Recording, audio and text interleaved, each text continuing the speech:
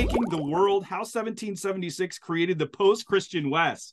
I mean, what in the world? Like, I saw this and I went, oh no, is this a man who is mad about that little skirmish between our nations and he had to put 1776 as bad?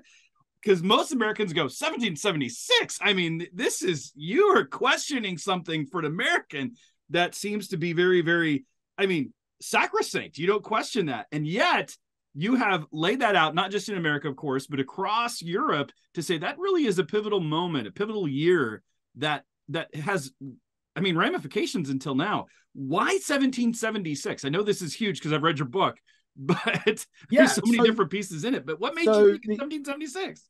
Well, so the reason is because there are a bunch of huge factors, forces, transformations which have made modernity or made the world of what I call the post-Christian West, and they examples like the Enlightenment or industrialization, economic growth, democratic government, a kind of post-Christian vision of morality, ethics, and metaphysics, globalization, and romanticism, and they're the sort of 7 different developments that I would highlight and say these 7 forces basically have made the kind of world we are, and so even the changes we've seen in the last 7 to 10 years, which have made people go, what on earth's going on here, are products of those different forces.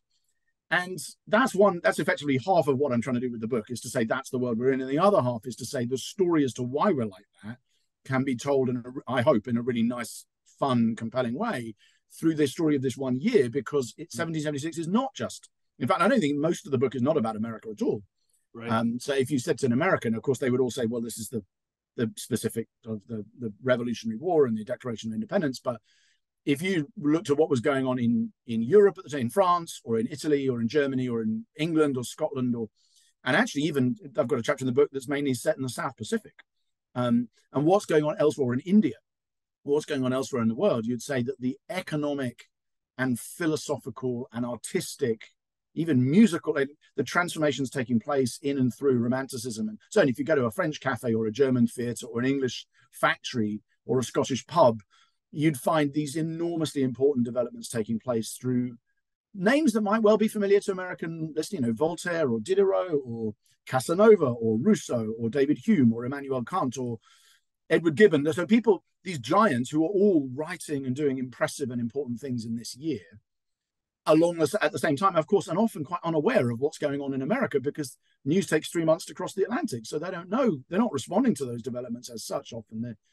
some of them are, but many of them are not. So it's a really great way of telling a story about how modernity came to be and why the Christian West, post-Christian West, is like it is, and then how the church can respond to it. So that's why that year, it's just a great year for an intense, take on the story of how we got as we are.